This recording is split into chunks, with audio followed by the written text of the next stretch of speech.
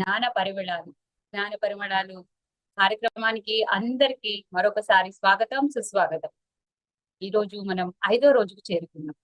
ఎంతో మంది మాస్టర్ల యొక్క అనుభవాలని, ఎంతో జ్ఞానాన్ని ప్రతిరోజు మనం తీసుకుంటున్నాం. మరి ఈ రోజు జ్ఞాన పరిమళాలు కార్యక్రమానికి మన అతిథిగా వచ్చారు మన పిరమిడ్ మాస్టర్ సిద్ధా వెంకట పద్మావతి గారు. సిద్ధా వెంకట పద్మావతి గారు గురించి మీ అందరికీ తెలుసు. అయినా నేను మరలా కొంచెం చెప్తాను. మన పిఎంసి డిజిటల్ స్టార్ట్ చేసిన రోజు ఫస్ట్ డే వచ్చారు అమ్మ. మళ్ళా ఎన్ని రోజుల తర్వాత ఇవాళ వచ్చారు. PSSM media director Siddha Nageswararao గారికి సతీమణి. అలా కాకుండా అమ్మ తమ అంటూ తమకి సొంతంగా తమ గురించి ఎంతో గుర్తింపు ఉంది. భార్యాభర్తలు ఇరువురు కలిసి ఎన్నో సేవా కార్యక్రమాలు చేస్తూ ఉంటారు. శ్రీశైలంలో గురు సమ్మేళనం కార్యక్రమము, రీసెంట్ గా స్పిరిచువల్ టీచర్స్ ట్రైనింగ్ ప్రోగ్రామ్ ని కూడా అక్కడ శ్రీశైలంలో ఏర్పాటు చేశారు. కాశీలో ఐఎఫ్ఎస్ఎస్ కార్యక్రమాలు ఏర్పాటు చేశారు. చీమకుర్తిలో పత్రిజీ దంపతులు ఇరువురికి చక్కగా ఎంతో అద్భుతమైన కార్యక్రమాన్ని నిర్వహించారు. ఇలా చెప్పుకుంటూ పోతూ ఉంటే వారు చేసిన కార్యక్రమాలు ఎన్నో ఉన్నాయి. మరి ముఖ్యంగా వారు గత 20 సంవత్సరాల నుంచి విశేషంగా ధ్యాన సాధన చేసి ఆ ధ్యానంతో పాటు ఏ జ్ఞానాన్ని అయితే పొందారో దానిని అందరికీ అందిస్తూ ఎంతో మందికి స్ఫూర్తినిస్తూ మరి విశేషంగా వారు ధ్యాన ప్రచారాలు చేస్తూ కౌన్సిలింగ్లు ఇస్తూ అమ్మ నాకు ఈ సమస్య ఉంది అని ఎవరైనా చెప్తే వారు ధ్యాని అయినా కాకపోయినా చక్కగా వారికి ఎంతో మందికి మార్గదర్శకత్వం వహిస్తూ ఎన్నో సూచనలు ఇస్తూ మనందరికీ సుపరిచితురాలు. మరి ఈ రోజు వెల్కమ్ చేసుకుందాం. అమ్మ స్వాగతం, సుస్వాగతం, నమస్తే. అమ్మ అన్మ్యూట్ చేసుకోండి.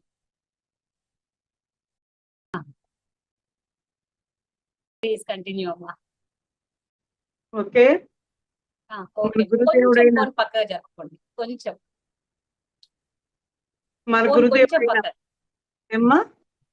కొంచెం ఫోన్ పక్కగా జరుపుకుంటే మీరు సెంటర్ లో కూర్చున్నట్లుంటుంది. ఇప్పుడు పక్కకు కూర్చున్నట్టుంది. సర్చ్ చేయమంటావా? కొంచెం పక్కగా జరుపుకోండి సరిపోతుంది. లెఫ్ట్ కా రైట్ కా? మీకు రైట్ కి. ఓకే, ఇప్పుడు ఎలా? ఇంకొంచెం. ఓకే ఓకే, కంటిన్యూ చేయండి. ఇప్పుడు బాగుందా? బాగుంది, కంటిన్యూ చేయండి. Please continue.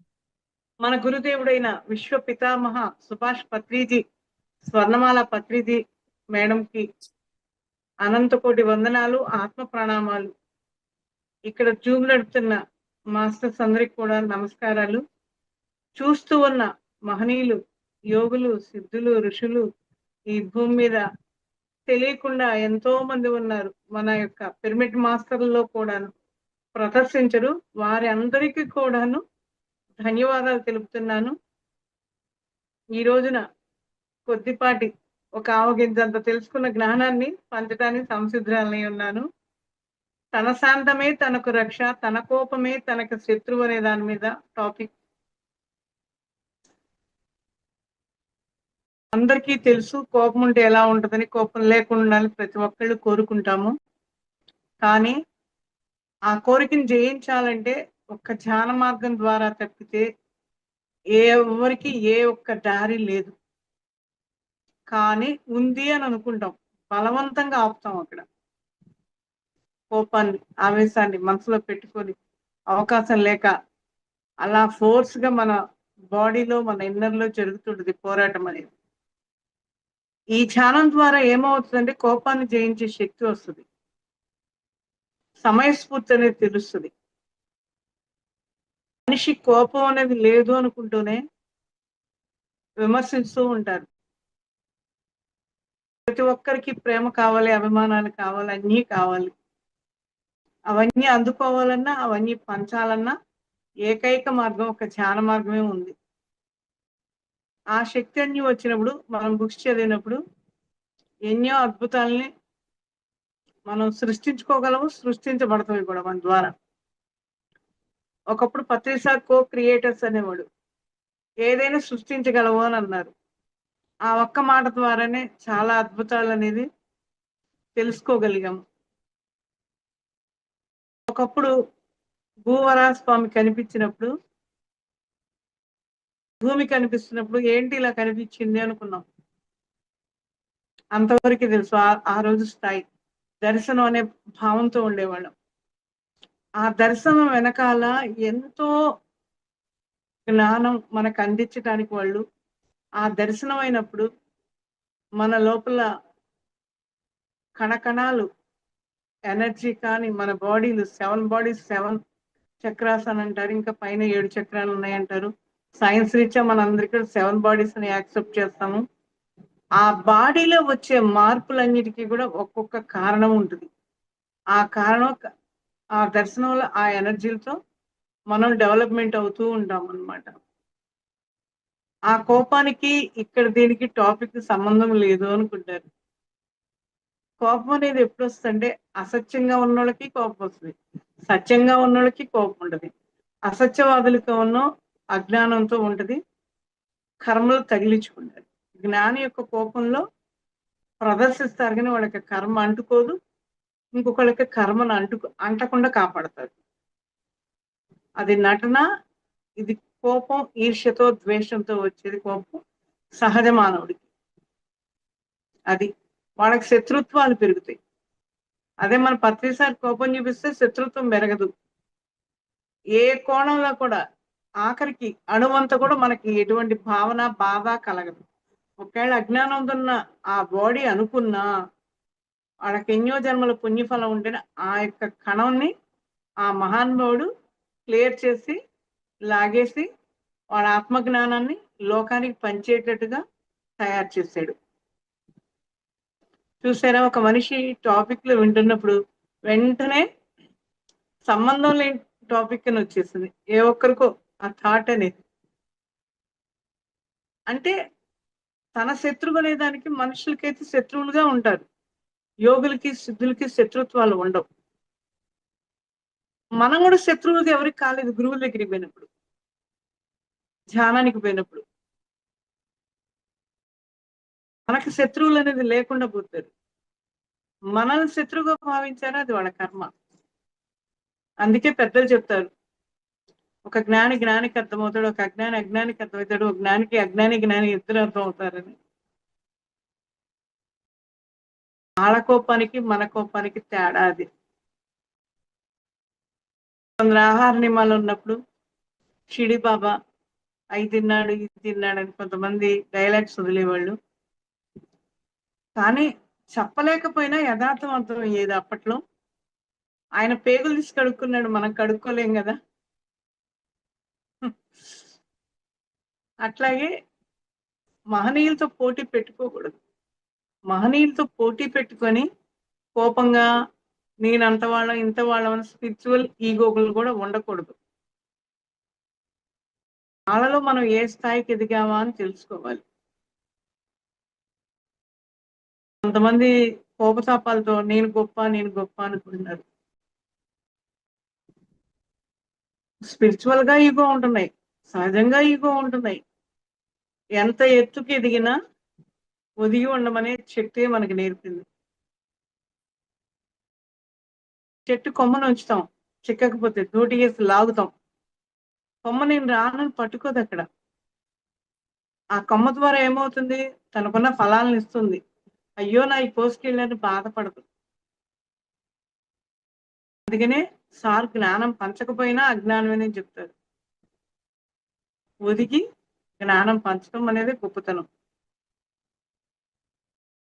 త్రిశాస్త్ర ప్రయాణంలో మేము ఎన్నో అనుభవాలతో ఎన్నో సూక్ష్మమైన మాటల ద్వారానే ఎన్నో నేర్చుకోగలిగాము. చాలా అద్భుతంగా ఉంటాయి సార్ ఈ మాటలు. అది సహజంగా ఒక మాటలాగే ఉంటుంది, దాని వెనకాల ఎన్నో రహస్యాలు ఉంటాయి. మనకు అయిన దర్శనాలు చెప్పినప్పుడు కూడా చాలా అద్భుతాలుగా ఉంటాయి. ఒకప్పుడు శ్రీశైలంలో ఒక దర్శనం జరిగినప్పుడు సార్కి చెప్పాము. అది కానీ మానవుళ్ళు ఈ రోజున ఏంటంటే కనిపించిన ఋషులు యోగులు సిద్ధుల గురించి వాళ్ళు అట్లా అంట అని గొప్పగా చెప్పుకున్నాం. అదే ఈ రోజున ఒక మనిషి కనిపిస్తే ప్రాపంచికంగా ఉన్న తెలిసి తెలియకుండా ఒకరిని విమర్శిస్తూ ఉంటారు. కుటుంబ సభ్యులైనా కావచ్చు, సమాజమైనా కావచ్చు, ఎవరైనా కావచ్చు. అప్పట్లో ఋషులు కూడా అవమానాలు పొందారు. ఎంతకు ఎదిగినా ఏ కాలానికి దిగినట్టు ఆ కాలానికి ఉంటారు. కానీ ఆత్మకి దేహానికి సంబంధం లేదు. మనం డ్రెస్ కట్టుకున్న తర్వాత అక్కడ పెడతాం, ఇస్త్రీకి చేయించో ఉతికేసో, ఆ డ్రెస్ ఏం మాట్లాడదు, మనిషి మాట్లాడతాడు. అలాగే ఆత్మ వేరు, శరీరం వేరు. అలానే ఇది చులకన కాదు. వస్త్రాలు మనకి ఇష్టమైన ఎంతో కొనుక్కొని ఎంతో జాగ్రత్తగా దాచిపెట్టుకున్నాం, అది ఉపయోగించుకుంటాం. అలాగే భగవంతుడి ఇచ్చిన ఈ శరీరాన్ని కూడా అంత అద్భుతంగా ఉపయోగించుకుంటాం. డ్రెస్కి దీనికి అంత చీప్ మెంటాలిటీగా అనుకోవాల్సిన అవసరం లేదు. మన పెళ్ళినాటి డ్రెస్ మనం పుట్టినప్పుడు పురిట్లో వేసుకున్న బట్టలు పట్టవు, అవి పక్కన పడేస్తారు. అలాంటి చులకన కాదు. అందుకనే మానవుడి మహనీయుడు అంటే ఎన్నో వస్త్రాలు ధరించినట్టు ఎన్నో ఆత్మలు ఎన్నో శరీరాలు తీసుకుంటాం మనం. ఏది చులకన కాకూడదు. అంటే మనిషి అలా జ్ఞానంగా ప్రేమతత్వంతో చాలా సమయస్ఫూర్తిగా చాలా సింపుల్ గా ఆలోచించుకునే విధానం నేర్చుకోవాలి. ఏది చులకన చేయటం అని కాదు. డ్రెస్సును చులకన చేయట్లా, అది కట్టుకున్నప్పుడు ఎంత హ్యాపీగా ఫీల్ అవుతున్నాం, అంత డబ్బు పెట్టి ఎందుకు కొనుక్కుంటున్నాం, దాన్ని ఎంత జాగ్రత్తగా పెట్టుకుంటున్నాం, ఎంత జాగ్రత్త నీ డ్రెస్ మీద వాల్యుబుల్ అక్కడ తీసుకున్న దాన్ని బట్టి ఎలాగుంటుందో ఖరీదును బట్టి ఇక్కడ కూడా జన్మ పరంపరంగా మనకి యోగ సాధన వల్ల జ్ఞానతత్వాన్ని బట్టి ఆ శరీరం కూడా మనకు ఉపయోగపడదు. ఋషులందరూ కూడా మనందరికీ ఈ రోజున పిరమిడ్ మాస్టర్లే కదా యూట్యూబ్ లో కూడా చక్కగా వింటూ ఉన్నాం మనం. అండపిండ బ్రహ్మాండాలన్నీ మన లోపలే ఉన్నాయంటే ఏదో వాళ్ళు చెప్పారులే, ఆ కృష్ణుడి సినిమాలో చెప్పారు ఏదో అంటాను అనుకునేవాళ్ళం. ఈరోజు దర్శించబడిన వాళ్ళు కూడా మన సమాజంలో ఇప్పుడు ఉన్నారు, చాలా మంది ఉన్నారు. సార్కి ఆ అనుభవాన్ని చెప్పినప్పుడు మాకు అర్థం లేదు, తర్వాత చక్కగా అర్థమైంది. సార్ అక్కడ మా మా ద్వారా పెట్టించారు, సార్ క్లాస్ అనేది గురు సమ్మేళన అనేది కేవలం పెట్టించారని ఒక్కటే తెలిసింది. కానీ ఆనాడు ఆత్మస్థితి ఏంటి, ఈ పూర్వజన్మ సంబంధాలు ఏంటి, మన జన్మ తీసుకున్నానికి గల కారణాలు ఏంటి అనేది అది సార్ పెట్టిన తర్వాత ఎంతో కాలానికి మనలో అనుభవ జ్ఞానం పెరిగిన తర్వాత దాని యొక్క పరమార్థం అర్థమైంది. చిన్నప్పుడు 10th లో ఇంటర్లో ఉన్నప్పుడు ఏంది లేదు, డిగ్రీలకు వచ్చిన తర్వాత అప్పుడే ఇప్పుడే మొత్తం అర్థం అవుతుంది. ఉద్యోగం చేసిన తర్వాత కొంత అనుభవాలు వస్తాయి లైఫ్ లో. అలాగే మన యొక్క శరీర ప్రయాణం, ఆత్మ ప్రయాణం కూడా ఈ శరీరంతో కొన్ని అలా ఉంటాయి అన్నమాట. అంత అద్భుతంగా మనం ఋషుల్లాగా దర్శించగలిగాం, దర్శించింది గురువుకి చెప్పగలిగాము. ఆ యొక్క అనుభవాలు అవన్నీ కూడా ఎంతో అద్భుతంగా ఉంటాయి. అది కొన్ని క్లాసులకు మాత్రం విడిగా కూడా వచ్చినప్పుడే వాటి యొక్క ఎనర్జీస్ ఇద్దరు వ్యక్తుల మధ్యన డిస్కషన్ జరిగినప్పుడు చాలా బాగుంటాయి. ఇక్కడ చెప్పేదానికి ఇండివిజువల్ గా ఉండేవాడికి చాలా తేడా ఉంటాయి. ఎందుకంటే చెప్పకూడదని కాదు, సీక్రెట్ అని కాదు, అంతటి జ్ఞానం. ఇప్పుడు చిన్నపిల్లాడు ఏమనుకుంటాడు, మా అన్నయ్య దగ్గర ఏముండదు, ఒక ల్యాప్టాపే ఉండదు మా మామయ్య దగ్గర అంటారు పిల్లలు. మా అమ్మ నా దగ్గర ఎన్ని బుక్స్ ఉన్నాయి చూడండి, ఎన్ని పెన్నులో ఉన్నాయని చూపిస్తాడు. ఈయన దగ్గర లేనంత మాత్రాన ఆ ల్యాప్టాప్ లో ఉన్నది వాడి దగ్గర ఏమి లేదని ఈ పిల్లవాడు అనుకుంటాడు. సమస్తం ఆ ల్యాప్టాప్ లో ఉంది, భూమండలం దగ్గర ఇంకా ఇతర లోకాల కనెక్షన్స్ కూడా ఉన్నాయి దాంట్లో. వాడికి తెలియదు కదా ఆ విషయం, అది వాడిన వాడికి తెలుస్తుంది. అట్లాగే మన ఆత్మలో ఎన్నో ఉన్నాయి, ఎన్నో విషయాలు ఉన్నాయి. అవన్నీ కూడాను ధ్యానం ద్వారా తెలుసుకోగలుగుతాం, గురువులతో డిస్కషన్ చేసినప్పుడు తెలుసుకోగలుగుతాం, ఆ బుక్ రీడింగ్ చేసినప్పుడు తెలుసుకోగలుగుతాము. తన కోపమే తన శత్రువుగా ఉన్నప్పుడు ప్రాపంచికంగా అయినా ఎవరితో ఏ మాట మాట్లాడినా ధ్యాన జీవితానికి, ధ్యానం ముంద జీవితానికి ప్రతి ఒక్కళ్ళకి అనుభవమే. ధ్యానం చేయకముందు ఒక్క మాటన్నా ఎవరికైనా కానీ తెలియకుండా కోపాలు వస్తాయి. టీచర్ తిట్టినా కోపమే, ఇంట్లో వాళ్ళు ఒక మాట మాట్లాడినా కోపమే, అన్నిటికీ కోపంగా ఉండేవాడు. ఈ రోజున నేను ఎందుకు కోపగించుకోవాలి, నాకు అవసరం లేదు కదా. అది వాళ్ళ స్థితి, ఇది నా స్థితి అనే స్థితికి మనం ఎదిగాం. ఇంత గొప్ప ధ్యానాన్ని అందించిన మన గురుదేవునికి ఈ మధ్యలోనే క్లాస్ కొట్టాలనిపించింది. ఆ మహానుభావుడు ఇచ్చిన దివ్యమైన, ధర్మమైన, జ్ఞానవంతమైన విద్యనిచ్చాడు మనకి. సమస్తం దాంట్లోనే ఉన్నాయి.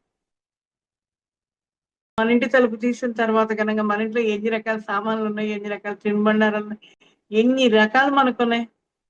ఒకటి కాదు, ఒక్కొక్క తలుపు తీసుకుంటూ పోతే ఒక్కొక్క దాంట్లో విశేషం ఉన్నాయి. అట్లాగే మన లోపల ప్రయాణం కూడా అంత అద్భుతంగా ఉంటది. ఆ ఋషులు కనుగొన్నదైను. ఒకప్పుడు నాకు శివ దర్శనం అయినప్పుడు శివుడిని నేను అడిగాను. శివ, ఇలా దర్శనం అయింది, మరి విగ్రహాలు ఎందుకున్నాయి అని అడిగాను నేను. విగ్రహాలు నిగ్రహాలు కానీ మీ గురువు గారు చెప్పారు కదా, అలాగే నీ అంతరంగంలో ఉండి నువ్వు నన్ను తాకగలిగావా అని అడిగాడు. తాకలేకపోయాను అని అన్నా. అది ఋషులందరూ దర్శించి సహజ మానవుడికి అది చూపించారు అని, ఆ విగ్రహాలు నిగ్రహాలుగా చేశారు అని. ఇప్పుడు వారాహి నవరాత్రులు అని అంటున్నారు. వారాహి నవరాత్రులు అంటే ఏంటి, మన ఈ రోజు జనరేషన్ తెలీదు. పూర్వం వారాహం అనే, మనమైతే పందులు అని అంటాం, దేవతలకు వచ్చేది వారాహి అని అంటున్నాం. అది ఏం చేస్తుంటే సముద్రంలో ఉన్న ఒక భూదేవిని ఎలా తెచ్చాడో అప్పుడు భూమినంతా దున్నేవాళ్ళు. అవే దున్నేయి, అరకతో దున్నేది వేరు. కొంత ఇది కూడా చేసే సహాయం. అక్కడ ఆవిడ చేతిలో కూడా ఆయుధాలు ఏమున్నాయి, రోకలి, కొడవలి, పంటలు పండడానికి, అది దున్నడానికి. ఈ ఆషాఢ మాసంలో విశేషంగా తొలకరి జల్లు పడుతుందని, కొంచెం తడి పొడిగా మట్టి ఉంటదని, అలా ఉంటదని మనందరికీ తెలుసు. ఆయుధాలన్నీ కూడా తెలుసు. ఎలా కుప్ప గొయ్యాలా, ఎలా దంచాలా, ఎలా చెందాలని దేవతలు ఋషులు కూడా మనకు ఆయుధాలన్నీ కూడా ఇక్కడికి మనకి ఇచ్చారు. అవి ఇతర లోకాల్లో ఉన్నాయి, కానీ భూలోకానికి కూడా ఇచ్చారు వాళ్ళు. ఒక దేశంలో ఉన్న మిషనరీ సామాన్ ఒక దేశానికి ఎలా కొనుక్కుంటాయో అలాగే ఆ దేవతలు కూడా ఆ లోకాల నుంచి మనకి ఈ భూలోకానికి అందించారు. వాటి యొక్క విశేష వెనకాల భూమి అంటే మనకి మూలాధార చక్రంలో కూడాను భూ సంబంధం అనే చెప్తాము. ఆ వారాహి అమ్మవారు అని అంటే అక్కడ ఆ ఎనర్జీని ఫ్లో చేసే శక్తి ఉన్న తల్లి అని అర్థం. ఇటు ప్రాపంచికంగా చూపించారు, అటు ఆధ్యాత్మికంగా చూపించారు మన ఋషులు. ఒక సైంటిస్టులు ఒక్కొక్క దాని మీద ఎలా పరిశోధన చేశారు, అలా పరిశోధన చేశారు.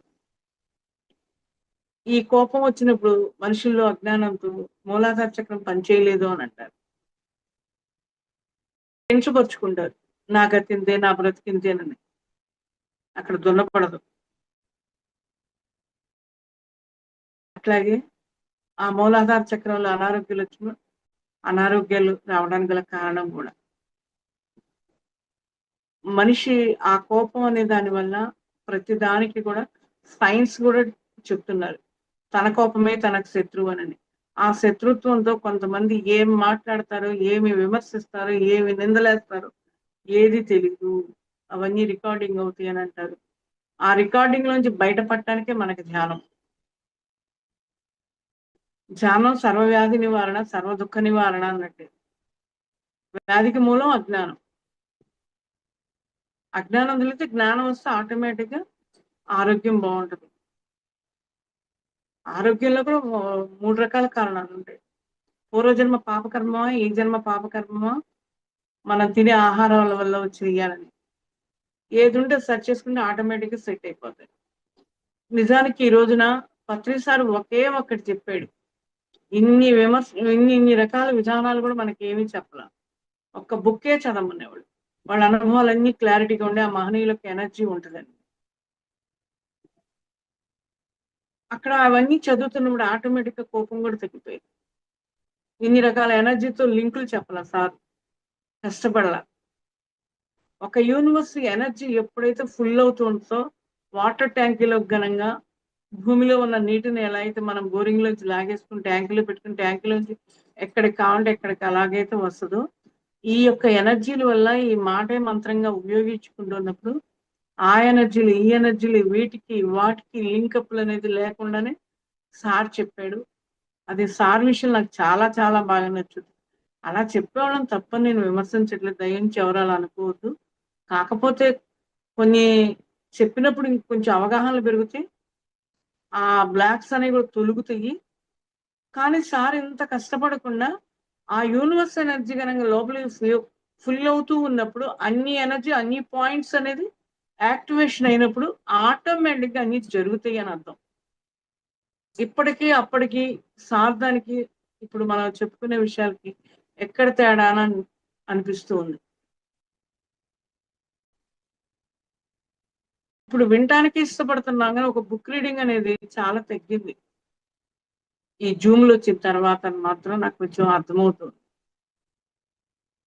బుక్ రీడింగ్ టైం పెట్టితే మాత్రం దానివల్ల చెప్పడానికి అలివి కాని సంపద ఎప్పుడు కావాలంటే ఇప్పుడు అలంకరించుకొని ఉపయోగించుకునే ధనాన్ని కానీ ఎలా అయితే ఉంటామో ఆ బుక్ రీడింగ్స్ వల్ల చాలా చాలా ఉపయోగాలు ఉన్నాయి.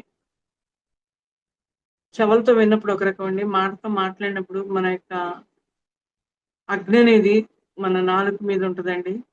ఆ మాట మాట్లాడినప్పుడు, చెందినప్పుడు, అవి చదువుతున్నప్పుడు ప్రతి కణం కూడా అబ్జర్వ్ చేసుకుంటుంది మనల్ని. దాని ఎనర్జీ ఇంకా బాగుంటుంది. వినొచ్చు, వినకూడదని కాదు.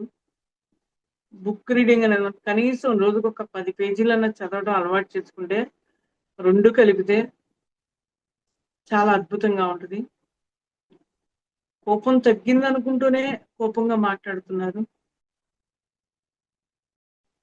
ఆ కోపం వెనకాల జ్ఞానం ఉంటుంది లేదని ఎదుటి వాళ్ళకి అర్థమవుతుంది, మనకు అర్థం కాకపోయినా. ఒక వ్యక్తి అనేది కోపంగా మాట్లాడినప్పుడు ఎలా ఉంటుంది, శాంతంతో మాట్లాడినప్పుడు ఎలా ఉంటుంది అనేది. కోపం రాకుండా ఉండాలంటే పక్కవాడి కోసం కాదు, మన కోసం మనం కోపం లేకుండా బ్రతకాలి. కోపంతో ఏది సాధించలేము. ఎవరైనా ఒక ప్రేమతో మాట్లాడినప్పుడు వాళ్ళు ఎంత హ్యాపీనెస్ తో, ఎంత మహకావళికలతో, ఎంత ప్రేమగా ఉంటారు. అదే వ్యక్తి ఎంత పెట్టినా ఒక మాట అనగానే ఆటోమేటిక్ గా అబ్బా వీళ్ళేంటి అని అనుకుంటారు. ఒక మనిషిలో ఒక గురువుల యొక్క ఎనర్జీ లెవెల్స్ పెరిగినప్పుడు ఆ మాట కూడా ఎవరికి కోపం రాదు. కోపం వెనకాల ఎన్ని బాంధవ్యాలు దూరం అవుతున్నాయి, ఎంత బంధువర్గం దూరం అవుతుందో, అటువంటి ఎన్ని కూడా మూల కారణం ఇదే అవుతుంది.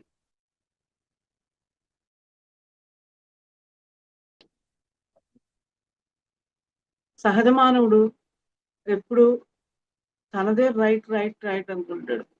మహనీయులు కూడా పత్రి సార్ కూడా రైట్ రైట్ రైట్ అని అంటాడు. దేనికంటాడు? అజ్ఞానితో వాదించడం ఎందుకని రైట్ అని అంటాడు. నీతో నా కాలం వృధా చేయను బాబు అని అంటాడు. తెలియని వాళ్ళు ఏమనుకుంటారు? కోపిస్తోండి సార్ రైట్ అన్నాడు ఏంది, మంచివాడిని రైట్ అన్నాడు ఏంది అని అంటాడు. తెలియని వాళ్ళు అనుకుంటారు. ఒక మహనీయుల యొక్క రైట్ అనే దాని వెనకాల రహస్యం అది. మనకు మామూలుగా కోపం వస్తుంది, ఆయన కోపం రాదు. నువ్వేదన్నా ఓకే అంటాడు, రైట్ రా అని అంటాడు. వాడి స్థాయికి అది ఎంతవరకు రైట్ అని అంటాడు.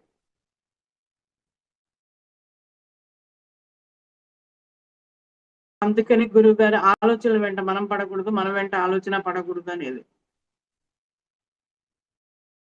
ఆలోచనలు వచ్చినప్పుడు అజ్ఞానం ఏంటంటే పెరుగుద్దే కానీ జ్ఞానం పెరగదు కదా. అందుకనే ఆలోచన రహిత స్థితికి అని అంటారు గురువు గారు. దానికి పని పెట్టినప్పుడు ఆ శ్వాస మీద శ్వాసతో పెట్టినప్పుడు అది కోపం అనేది అంతరించుద్ది. ఆ కోపం అంతరించినప్పుడు యూనివర్స్ ఎనర్జీ మన బాడీలోకి బాగా వస్తుంది. యూనివర్స్ లో ఉన్నంతా కూడా జ్ఞానము, బుద్ధి, యోగ్యత సమస్తం ఒక తల్లి దగ్గర ఒక బిడ్డకు పాలిచ్చి, ఒక బిడ్డకు అన్నం పెట్టి ఎలా పెంచుతూ ఎవరికి ఏది కావాలంటది. ఆ కోపం లేకుండా ఉన్న ఆ జగన్మాత యొక్క శక్తి వల్ల ఆ యూనివర్స్ ఎనర్జీ బ్రహ్మరంధ్రం కూడా మనకు వచ్చినప్పుడు అద్భుతంగా ఉంటుంది. అందువల్ల ఆ ఎనర్జీలు, ఆ గుణాలన్నీ మనకు ఆటోమేటిక్ గా వచ్చేస్తాయి. సార్ ఎక్కువ మాట్లాడకుండా తక్కువగా నాద సంగీతం ఉందని ధ్యానం ద్వారా అన్ని స్విచ్లు ఎలగబడేట్టు చేశారు. ఆ బ్రహ్మరంధ్రం గుండానే ఎనర్జీ ఎందుకు రావాలి అని అంటే, నోటితో నీళ్లు ఘనంగా పూస్తే తాగలేం, తల మీద నీళ్లు పోసుకున్నాయి ఉండవు. ఎక్కడి నుంచి వస్తే అక్కడే అందంగా ఉంటుంది. ఆ ఎనర్జీ అనేది బ్రహ్మరంధ్రం గుండానే రావాలి, నోట్లోంచి వెళ్ళలేదు, నిటారుగా దిగుద్ది. అందుకనే మన మహనీయులు కూడా ఇదివరకు కృష్ణుడు ముడనేసేవాళ్ళు పిల్లలకు కూడా ఆఖరికి, అదొక యాంటీనా లాగా ఆ చక్రం అనేది ఉండేది. ఆ రింగ్ పెట్టినప్పుడు ఏమైంది, సహస్ర చక్రం కూడా తిరగడానికి వాళ్ళకి అంత జ్ఞానం ఉందని అందుకుంటాం కోసమేను. ఆ ట్యాంక్ లో ఉన్న నీళ్ళు ఎలా తీసుకున్నాం మనం, ఆ యూనివర్స్ లో ఉన్న ఎనర్జీ కూడా అట్లాగే వస్తుంది. ట్యాంకీలోకి వెళ్ళి ముంచుకుంటే ఎలా ఉంటుంది, ట్యాప్ తిప్పినప్పుడు ఎలా ఉంటుంది. పైనుంచి నీళ్ళు పడ్డది, మళ్ళీ వచ్చేటప్పుడు తేడా ఉంది. ఆ ఎనర్జీ దాని స్థానం, దాని యొక్క విశేషత అది. తనలోనే కదా మనిషికి ఏ ఆలోచనలైనా ఉండేది, మంచి కానీ చెడు కానీ ఏదైనా. ఆ ఎనర్జీ వచ్చినప్పుడు క్లీనింగ్ జరుగుతుంది. ఆ ప్రాణశక్తితో మన దృష్టిని పెట్టినప్పుడు అక్కడ అద్భుతంగా ఉంటుందన్నమాట. ఆలోచనలన్నీ ఆగిపోతాయి. ఆలోచనలు ఆగినప్పుడే కదా యూనివర్స్ ఎనర్జీ లోపలికి రావడానికి మార్గం. భూదేవి నుంచి ఎలా తీసుకుంటాం, భూదేవికి ఎలా ఇస్తున్నాము, మనం కూడా కొంతమందికి కొన్ని కొన్ని క్లాసుల్లో కూడా ఉన్నాయి. మన లోపల ఉన్న నెగిటివ్ ఎనర్జీ కూడా భూమిలోకి వెళ్ళిపోతే కాళ్ళ ద్వారానే వెళ్ళిపోతుందిగా. యూనివర్స్ లోకి పంపించాడు, యూనివర్స్ అయినా పైకి వెళ్ళాలన్నా పైకి వెళ్ళు, ఏది కావాలంటే అది పోతుంది. ఉప్పు నీళ్ళు తాగలేము, మంచినీళ్ళు తాగలం. తల మీద పోసుకున్న నీళ్లు దాహం దగ్గర, కడుపులోకి తీసుకున్నప్పుడు దాహం తీరు. అలాగే యూనివర్స్ ఎనర్జీ అనేది అక్కడ నోరు అనేది ఒకటి ఉంది, సహస్రారం అనే ఒక పాయింట్. ఆ పాయింట్ లోంచి వచ్చింది మన దాహం తీరుద్ది, మన అజ్ఞానం అంతా తీరిపోయింది, ఎనర్జీ లెవెల్స్ పెరుగుతాయి. ఒక పాయింట్లు అని అంటారు. ఆ పాయింట్లలోకి ఆ ఎనర్జీ వెళ్ళింది. దశరంధ్రాలే కాకుండా అనేక చక్రాలు ఉన్నాయి మనకన్నారు. ఆ పైనుంచి ప్రతిదీ క్లీనింగ్ చేసుకుంటూ వస్తుంది. ఆ స్విచ్ వేసినట్లే అవన్నీ కూడా యాక్టివేషన్ అయినప్పుడు ఏ స్థితిలో ఎవరెవరు ఇప్పుడు రకరకాల స్థితిలో ఉన్న వాళ్ళు, కొందరు మునులుగా ఉన్నారు, కొందరు ఋషులుగా ఉన్నారు, కొందరు యోగులుగా ఉన్నారు, కొందరు సిద్ధులుగా ఉన్నారు. సిద్ధి పొందిన వాళ్ళు సిద్ధి పొందామని చూడట్లా, ఋషిగా ఉన్నాడు ఋషిగా ఉన్నామని చూడట్లా. ఎవరికి ఎవరు ఇక్కడ చెప్పరు, కానీ ఎవరి జ్ఞానం బట్టి వాళ్ళు అందుకోగలిగినప్పుడు వాళ్ళు ఇలాంటి స్థితిలో ఉన్నారు అని అనుకుంటాము. ఆ స్థితులన్నీ అందుకోవాలంటే ఇక్కడ కోపం అనేది నశించాలి. కోపం నశించినప్పుడు ఎవరు కూడా ఎదగాలంటే కష్టమే. పత్రిసారి ఒకటే మాట అంటారు, త్యాగం చేయాలి నాయన పుణ్యాలని. త్యాగం ఉంటే నాయన త్యాగబుద్ధితో అన్ని వస్తాయి. త్యాగం ఎవరికి చేయట్లే, మనం మన కోసం మనం త్యాగం చేసుకుంటున్నాం. సార్లో గొప్పతనం ఎవరిని విమర్శించడు. ఆ విమర్శింపు అనేది లేకుండా ఆయన చాలా అద్భుతంగా తీర్చిదిద్దాడు. ఒక జ్ఞాని ఆలోచన ఎంతో అద్భుతంగా ఉంటుంది. ఎంతవరకు ఎదిగామన్న సంగతి తర్వాత పెట్టుకున్నా, సార్ మాట ప్రతి ఒక్కరు యాక్సెప్టింగ్ చేశారంటే కారణం ఏంటి? ప్రతి ఒక్కరికి ధ్యానం ఎంతో కొంత చేయబట్టే ఆ శక్తితో ఈ శక్తి అనుసంధానం అయినప్పుడు అద్భుతంగా అంగీకరిస్తుంది. ప్రతి ఒక్కడు కూడాను నా తప్పులేదు నిరూపించుకోవాలనుకుంటారు. ఆ నిరూపణలో ఏమవుతుందో తెలియదు. తన శాంతమే తనకు రక్ష, తన కోపమే తనకు శత్రువు అంటే అది. నిరూపించుకునే ప్రయత్నంలో కూడా శత్రుత్వం పెరుగుద్ది. కొన్ని నిరూపించుకోవాల్సిన అవసరం లేదు. అందుకే చెప్తారు నేచర్ కుదిలేయండి అని అంటారు. నా గమ్యం ఏంటో, నా ధ్యేయం ఏంటో, నేను చేయాల్సింది ఏంటని ఆలోచిస్తారు. కోపం అంటే ఏదో అని కాదు, ఒకళ్ళు కొట్టడం తిట్టడం అనే కాదు, ఆలోచన విధానం కూడా కోపమే. మాట్లాడితేనే కోపం అని కదా, మాట్లాడకుండా ఆలోచనలు కూడా చేయడమే కోపం.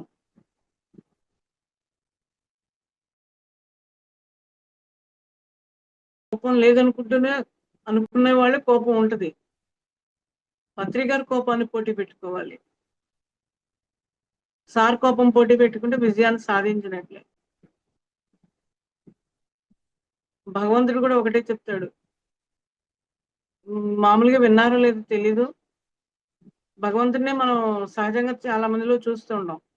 నచ్చితే ఈ దేవుడు పనిచేస్తేనే మనకి ఇష్టం, లేకపోతే ఆ దేవుడు పట్టం తీసేది కొత్త దేవుడు పెడతాం. మనుషులను అలా మార్చలేం కదా. ఆ దేవుడికే అంత ఇది ఇస్తున్నప్పుడు మానవుడు ఏ స్థితిలో ఉన్నారని తెలుసుకోవడమే. ఒక్కొక్క కోపాలు పటాలు కూడా మార్చేస్తారు. మార్చచ్చు పటాన్ని, లోపల మార్చలేవు. పటం మార్చారనుకుంటారు, పటం మార్చితే ఏమవుతుంది? పెట్రోల్ బండిలో కనుక డీజిల్ బండిలో పెట్రోల్ పోస్తే ఏమైందో, ఈ యొక్క మనిషి శరీర గుణాలు కూడా అలాగే ఉంటుంది స్థితి. మారాల్సింది అంతరంగంలో. మూర్ఖత్వంగా ఉన్న వాళ్ళ దగ్గర నిజం కూడా మాట్లాడకూడదు. కోపాన్ని జయించారన్నది ఎలైట్మెంట్ అయ్యారన్నదే గుర్తుంది. విమర్శిస్తూ ఉన్నప్పుడు చూస్తూ ఉండమే. పత్రిసారి చెప్తారు చూడు, నీ చూపును లోకం మీద విసురుతావా అని అడుగుతాడు. నీ చూపునే అని అంటాడు. అజ్ఞానంతో చూసే చూపుకి, జ్ఞానంతో చూసే చూపుకి చాలా తేడా ఉంది. సార్ అలాగే చూస్తారు. అట్లా సార్ చూపుకి ఎంత విలువ ఉంది. ఒక అజ్ఞాని అంటే చూపు విసురుతావంటే కోపంతో ఏదేదో మాట్లాడుతున్నావు అని అర్థం దాని వెనకాల. నాకు అర్థమైంది అది.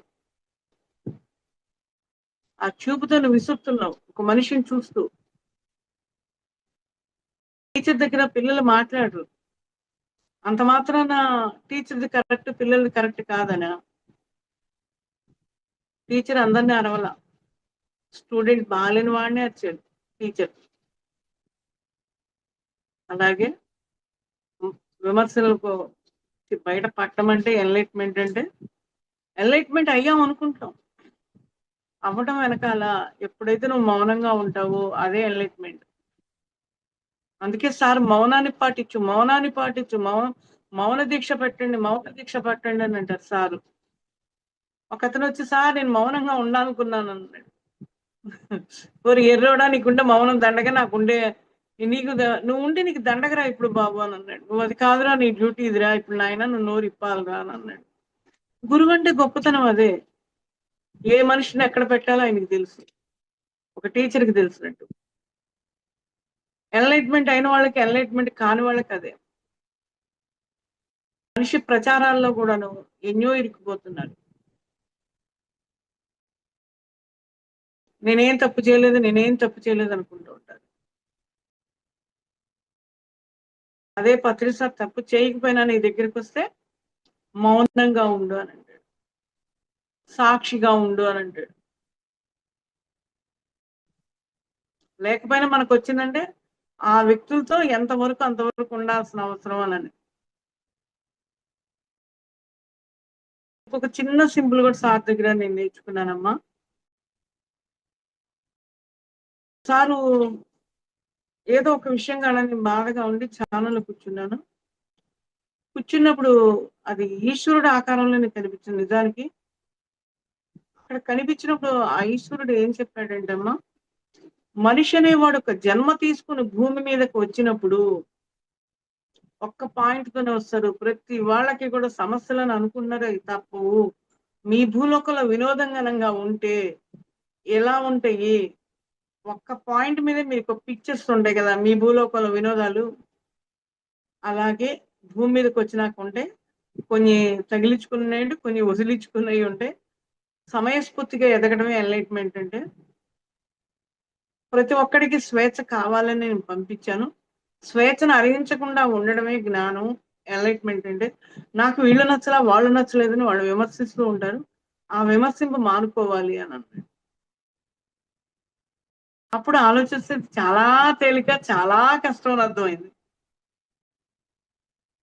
చాలా తేలిగ్గానే ఉండదు వదిలేయడం అంటే మాటగా.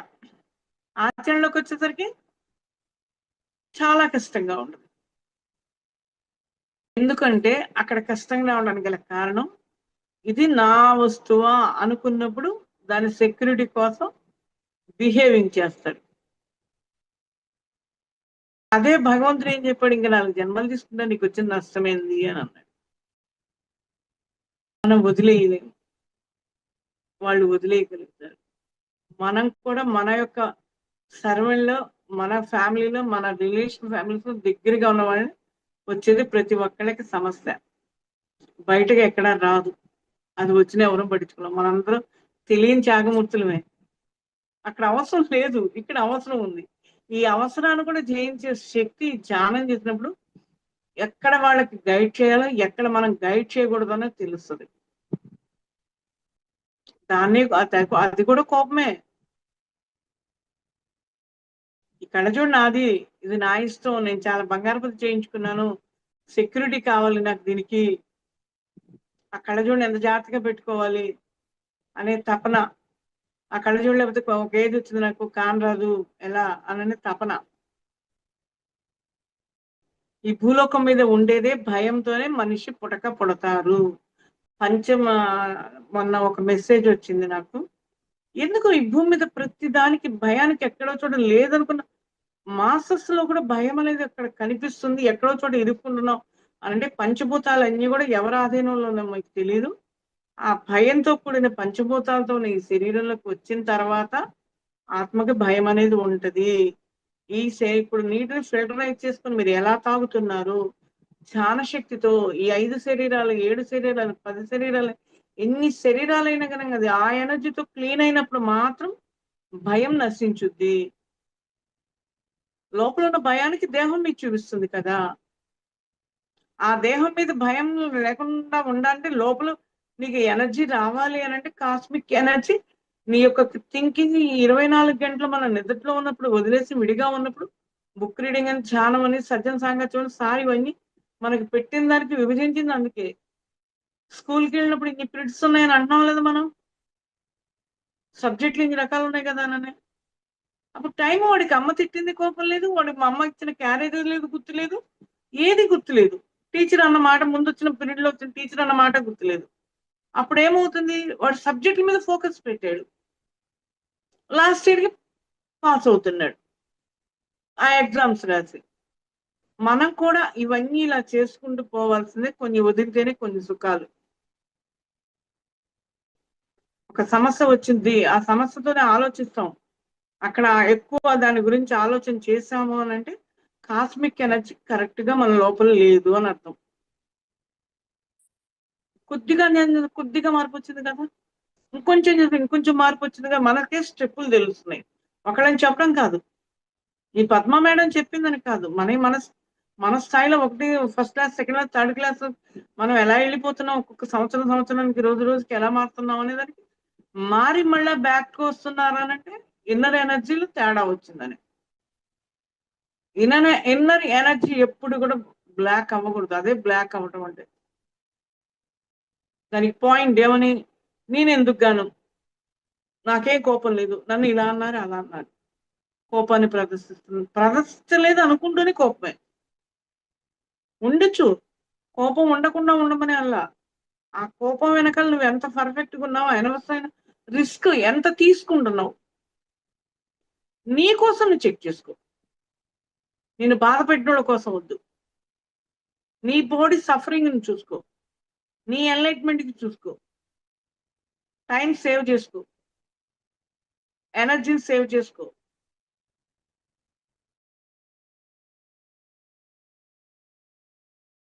కోపాన్ని వెనకాల ఇన్ని కోణాలు, ఇన్ని రకాలు ఉంటాయి. యోగి కోపానికి భోగి కోపానికి తేడా. కోపం రావాల్సిందే, రాకుండా ఉండేది కరెక్ట్ కాదు. మళ్ళీ ఆ కోపంలో గతంలో మాట్లాడేదానికి, వర్తమానంలో మాట్లాడేదానికి గమనించుకోవాలి మనమే. అది రక్షణ కవచం అంటున్నాం మనం, రక్షణ కవచం అని అంటున్నాం కదా. కవచం అంటే యుద్ధం చేసి ఏ బాణం వేసినా తగలదనేగా. ఊరికే జనరల్ గా ఒక పిక్చర్లో వేసుకునే కవచాలు ఉన్నాయి కదా.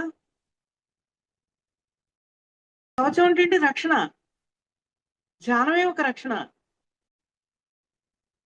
ఒకళ్ళు ఏదైనా ఒక బాణం తగలాలంటే మనలో ఇన్నర్లో ఉన్న ఎనర్జీ గనంగా ఉంటే అగ్నిలాగా తిరిగి రివర్స్ వెళ్ళిపోయి అగ్నిలో పడిన పత్తి పోగులాగా కాలిపోయింది.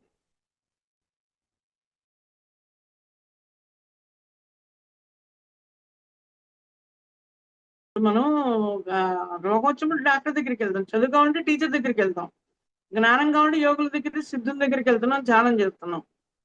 సందేశాలు కూడా వాళ్ళు ఇస్తున్నారనే కారణంగా మన లోపలే ఉంది ఎనర్జీ. మన శాంతం తనకు రక్షణ అంటే ఎలాగంటే ఉన్న విషయాన్ని వెంటాడి వేటాడి తరిమి కొట్టడం అంటే వదిలేయటం, తరిమి కొట్టడం.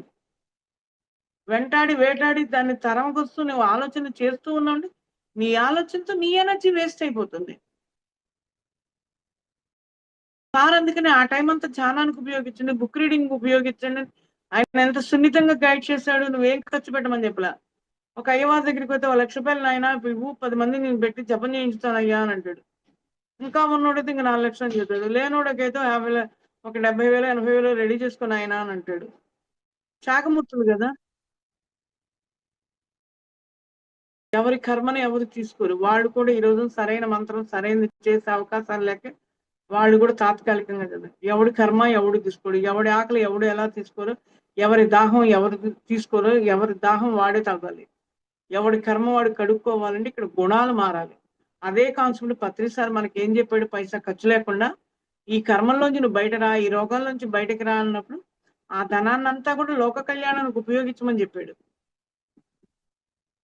అమ్మయ్య నాకు ఇది తగ్గింది హ్యాపీగా ఉన్నాంలే, అమ్మయ్య నాకు డబ్బు మిగిలింది అనుకున్నోడికి డబల్ ధమాకా ఏముంటుందో మన అందరి కళ్ళకి తెలుసు. అవి చేశారు ఇవి చేశారు చెందారు ప్రాబ్లమ్స్ అవి అని.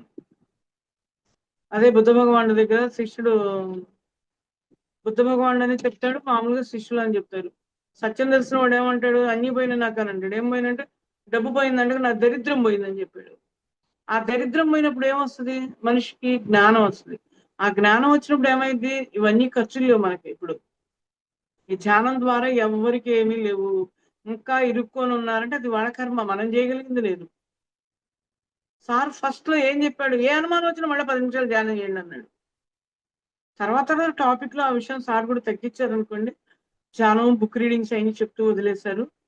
ఏ డౌట్ వచ్చినా ధ్యానం చేయమని చెప్పాడు. ధ్యానం ద్వారా ఉంటది. మనం కొంచెం చేసి ఇప్పుడు దావాద్రికి ఉన్న వాడికి గుళ్ళో కొంచెం తీర్థం తీసుకొని వస్తాడు, అందరికి అనుభవమే జీవితంలో. దాహం తీరదు, బయటకు వచ్చి మంచిడి తాగాలి ఎందుకు ఆతృత పడుతున్నాం, షోడ తాగాలని ఎందుకు ఆతృత పడుతున్నారు, కూల్ డ్రింక్ తాగుదామని ఎందుకని ఆతృత పడుతున్నారు గుళ్ళోంచి బయటకు రాగానే. అక్కడ ఒకటే మనం గుళ్ళ పోవడం తప్పని కాదు, అజ్ఞానంతో తప్పు అనుకున్నారు. గుళ్ళల్లో కూడా వదిలిన థాట్స్ కి అక్కడ వలయాలు ఏర్పడి అక్కడ ఎనర్జీలు కూడా కమ్యూనికేషన్స్ అనేది భక్తుడికి భగవంతుడికి కూడా అక్కడ కుదట్లా.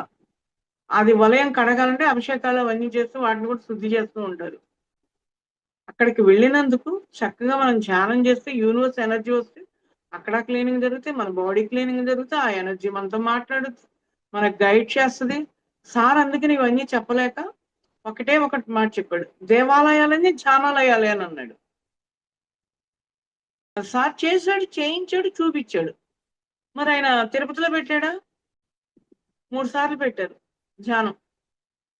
అప్పటి వరకు ఎవ్వడు కూడా ఆ టిటిడి వాళ్ళు ఇచ్చింది లేదు ఎవరి కౌంటర్స్ ఏ సంస్థకి. దట్ ఈజ్ పత్రిజీ యొక్క స్పెషల్. అది వాళ్ళు ఏమన్నారు అప్పుడు, 200 మంది కూర్చుంటే మా దాంట్లో గొప్పండి అని అన్నారు.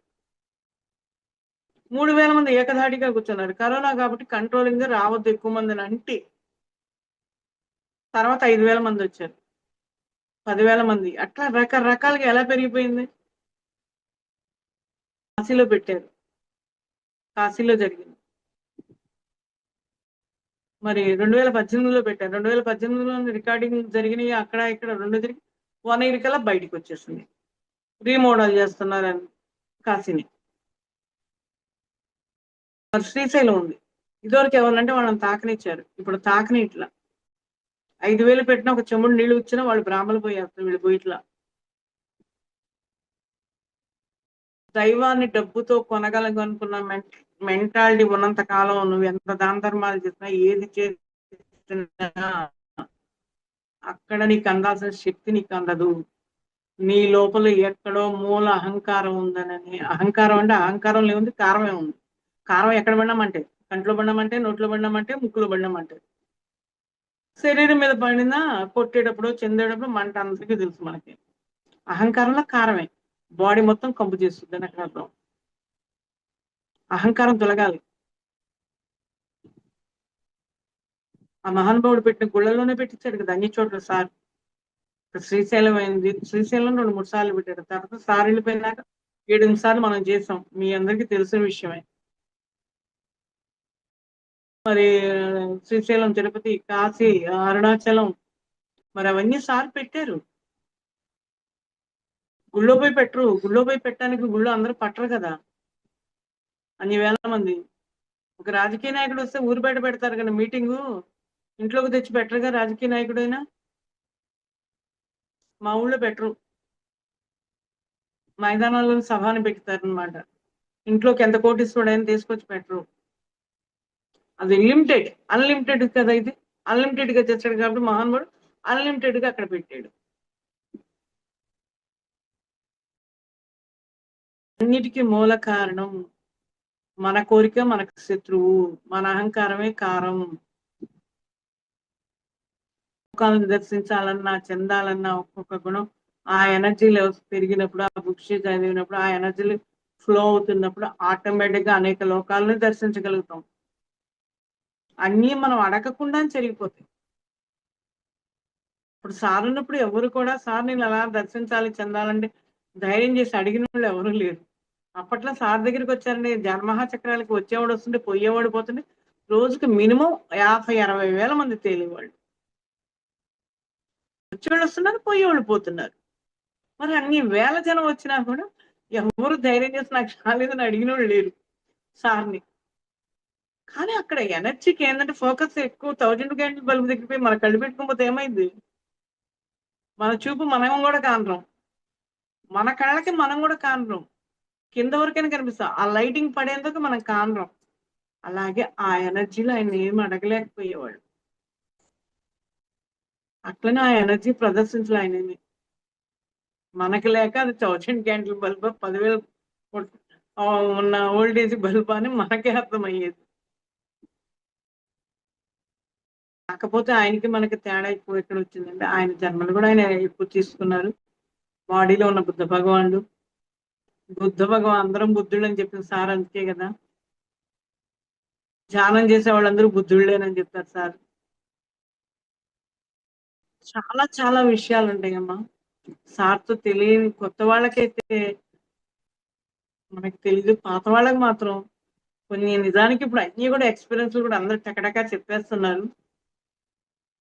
సార్తో ఉండేటప్పుడు చెప్పేవి కూడా ఇప్పుడు చెప్పడానికి కూడా మాకు ఏంటో కొంతవరకే చెప్పాలి అని అనిపిస్తుంది.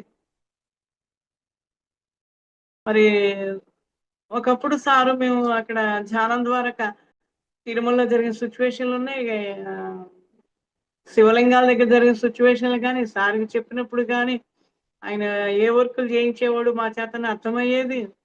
మన ఆత్మ ప్రయాణం ఎంత గొప్పదానని అర్థమయ్యేది. బాహ్యపరంగా వస్తే అదని ఇదని ఏదేదో ఎక్కువ తక్కువలోనే మాట ఏదైనా వచ్చినప్పుడు బాధ అవన్నీ ఉంటాయి.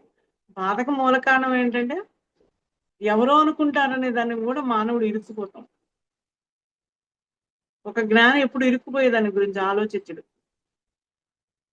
సారు స్థాయిలో సారికి ఉన్నాయి సమస్యలు, ఆయన ఇరుక్కుపోయే చూడ. ఆయన ఆయన గమ్యం ఏంది, ఆయన వర్క్ ఏంది, పక్కన ఆ మేడంకి ఏం చేయించాలి, ఏ పని చెప్పాలి, ఆ మేడం దగ్గర అనుభవాలు ఏంది, ఇంకో మేడంకి ఉన్న అజ్ఞానాన్ని ఎలా తొలగించాలని చూసేవాడు. పక్కవాడి కోసం ఆలోచించినంత కాలం ఎవరికి శాంతి రాదమ్మా.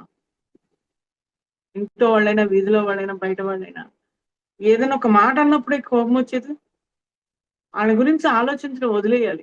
మన మన దగ్గరికి వచ్చినప్పుడు మాట్లాడినప్పుడైనా సార్ చాలా సున్నితంగా చెప్తాడు.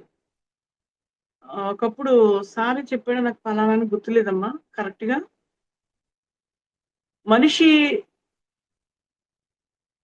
మనల్ని అన్నప్పుడు వాళ్ళ స్థాయి ఏందో మన స్థాయి ఏందో తెలుసుకోలేదు సారే. సింపుల్ గా చెప్పాడు. అందరూ ఒకే స్థాయిలో ఉండరు కదా.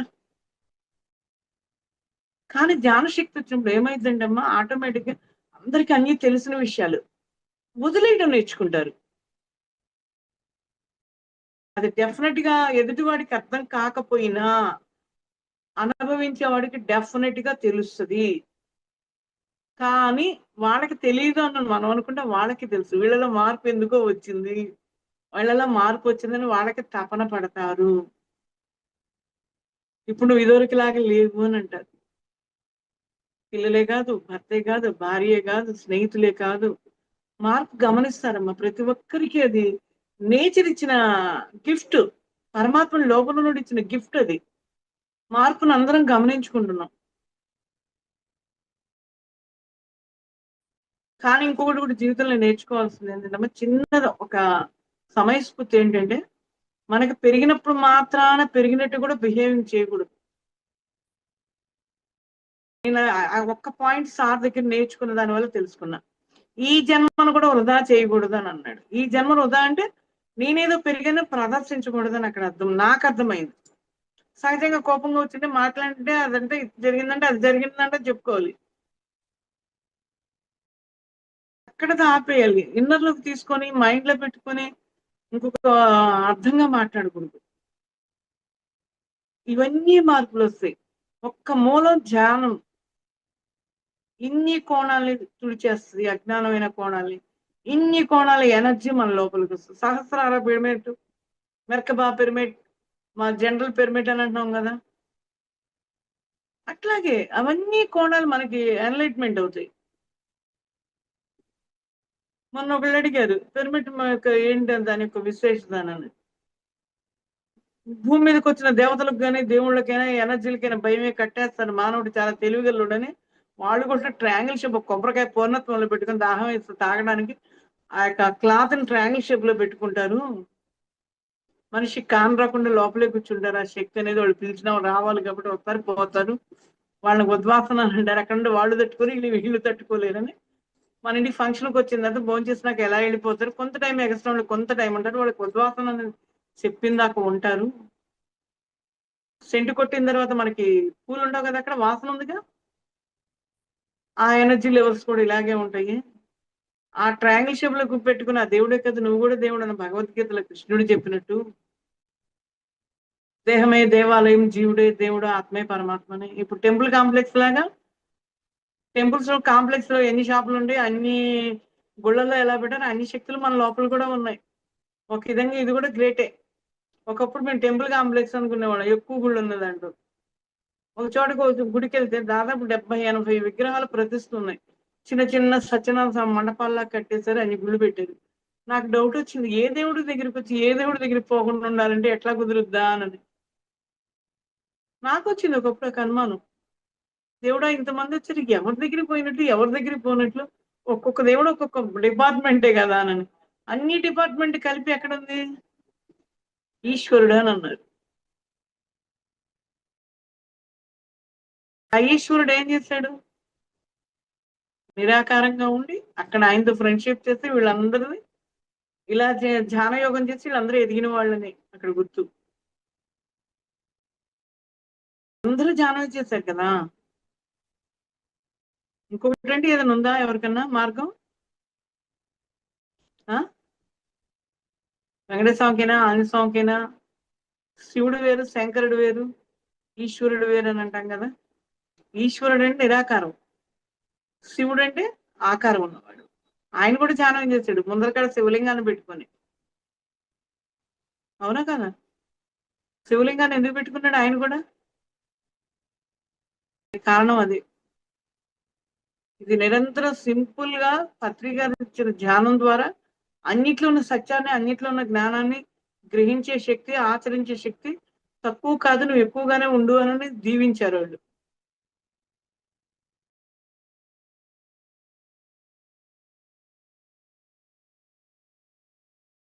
ధ్యానం చేయించుదామా? ఇంకా టైం ఎంత అయిందినా? 10 నిమిషాలు తక్కువ 4. ఓకే, 4 వరకు. అవును. ఓకే, అట్లాగే నిరాకారమైన ఆ శివుడికి కూడా ఎనర్జీ కావాల్సి వచ్చింది, ఈశ్వరుడికి కూడా ఎనర్జీ కావాలి. పెద్ద డౌట్ రావచ్చు, ఈశ్వరుడికి ఎనర్జీ ఏందేనని. ఐడియా ఉందా ఈశ్వరుడికి ఎనర్జీ కావాలని? మీరు చెప్పండి. ఓకే, ఈశ్వరుడు కూడా ధారాపాతకం అని పెడతారు కదా, పైనుంచి ఒక్క డ్రాప్ పడుతుంది, గంగగా. ఆయనకు కూడా దాహం వేసింది నీళ్ళని కాదు అక్కడ పరమార్థం. మన ప్లానెట్ శివలింగాకారం ఉన్న ఆ ప్లానెట్ మీదకి వచ్చే ఎనర్జీ అంతకన్నా పైన ఆది పరాశక్తి యొక్క ఎనర్జీ ఆయన తీసుకుని వస్తాడు. ఈశ్వరుడు కూడా నిరాకరమైన ఆత్మగా ఒక కణంగా ఇడపడిపోయే మనల్ని ఎలా చెప్పుకున్నారో, ఆయన కూడా ఒక ప్లానెట్ ని పరిపాలించడానికి వచ్చినప్పుడు ఆయనకి ఎనర్జీ కావాల్సి వచ్చింది. అదే ధారాపాతకం అని అంటారు మనకి, అదే కాస్మిక్ ఎనర్జీ అంటారు. ఆయనకే ధారాపాతకం అని పెట్టుకున్నాడు పైన. మనం అయితే నన్ను తీసుకుంటే కళ్ళు మూసుకొని కూర్చుంటే మనకు వస్తుంది. అందరికీ శక్తి కావాలి, శక్తి లేని వాళ్ళు ఎవరూ లేరు. శక్తి లేకపోతే లేనట్లే ఉంటది. ఒకసారి నాకు నరసింహస్వామికి ఒక యాగానికి పోయినప్పుడు కూర్చొని దండం పెట్టుకుని నమస్కారం చేస్తుంటే ఆయనలో అమ్మవారు కనిపించింది. ఏందమ్మా నరసింహస్వామి కదా ఉండాల్సింది, మరి తన లోపల అమ్మ నువ్వు దర్శనమిస్తున్నావు ఏంటంటే, పిచ్చిదానా, ఆయన కూడా నేను శక్తి నియమిస్తేనే ఆ శక్తిని నేను అక్కడ మీకు అలా కనిపించిన వాళ్ళు డ్యూటీ చేశారమ్మా. నేను ఆ శక్తి రూపంలో అందరిలో ఎలా ఉన్నా ఇతని దగ్గర కూడా వచ్చి ఆ నారసింహుని యొక్క శక్తిగా నేను చేయించుతున్నానమ్మా అని. అది ఆనందం కాదా? మనం హోమాలకు వెళ్ళామంటే ఏదో చూసాం వచ్చాం అనుకోవడం కాదు. వెళ్తే విగ్రహం కూడా మాట్లాడాలి మనతో. పాజిటివ్ ఎనర్జీ విగ్రహమా, నెగిటివ్ ఎనర్జీ విగ్రహమా అని కూడా చూడాలి మనం. విగ్రహాలు కూడా నెగిటివ్ ఎనర్జీలు ఉంటాయి. అప్పుడు ఆది శంకరాచార్యులు అది కట్టేసిన దానికే.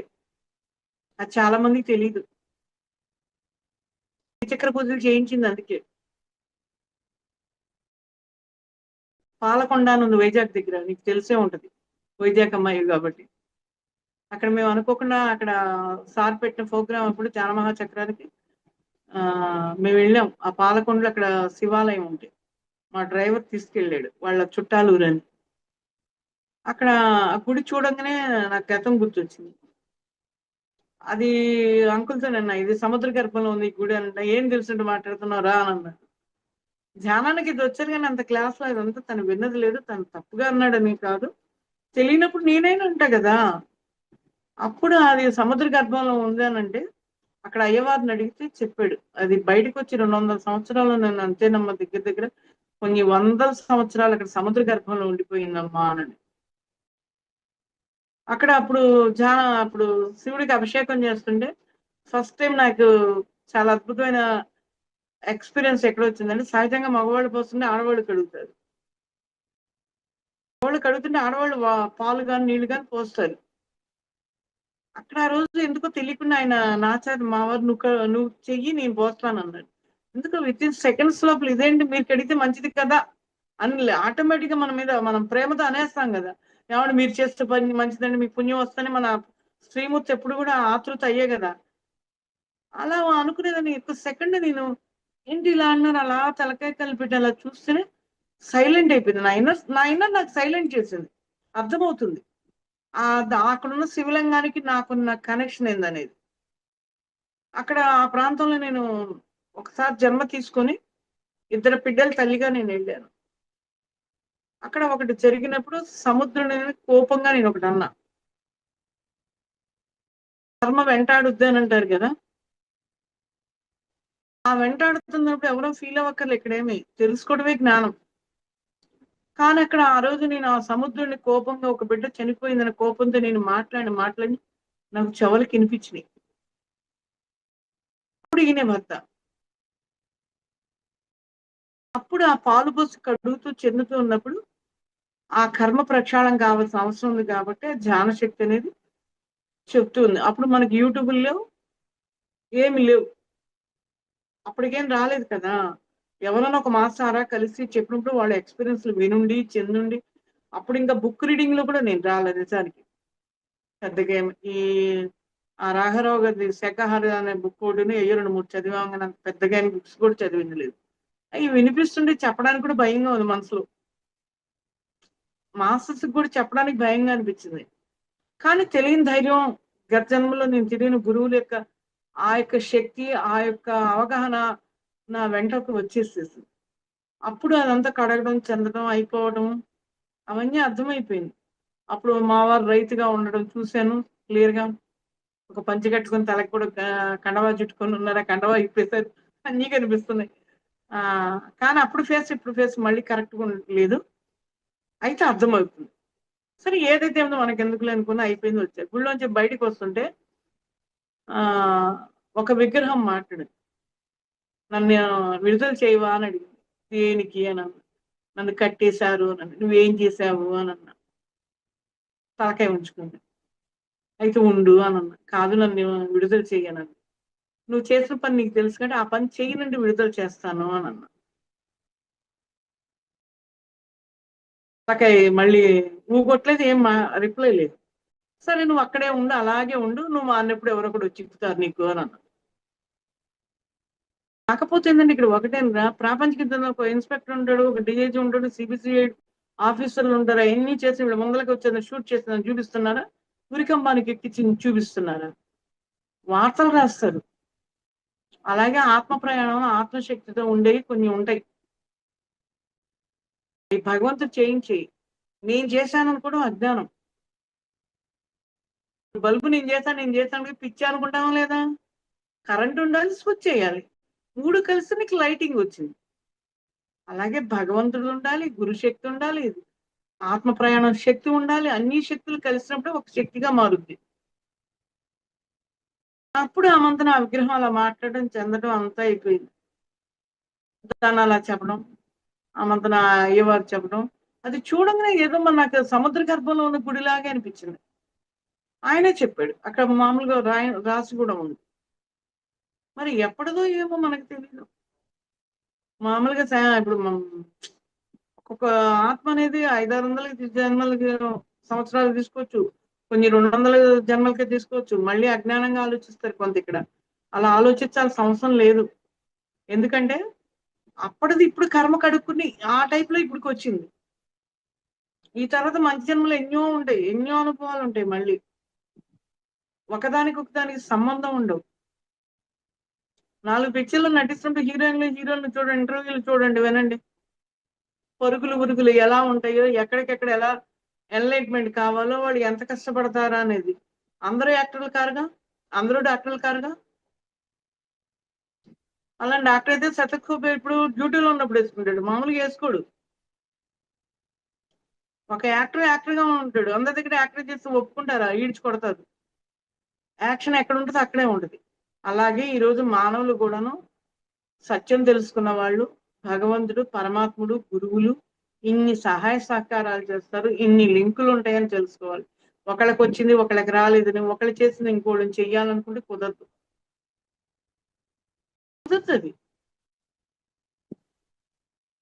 ఒక కృష్ణుడు వేషం వేస్తే అందరు కృష్ణుడుగా సూట్ అవ్వరు, అందరు రాముడుగా సూట్ అవ్వరు, అందరూ ఒక డాక్టర్ గా సూట్ అవ్వరు, యాక్షన్ కి సూట్ కారు. రియల్ లైఫ్ అనుభవం వేరు మళ్ళీ.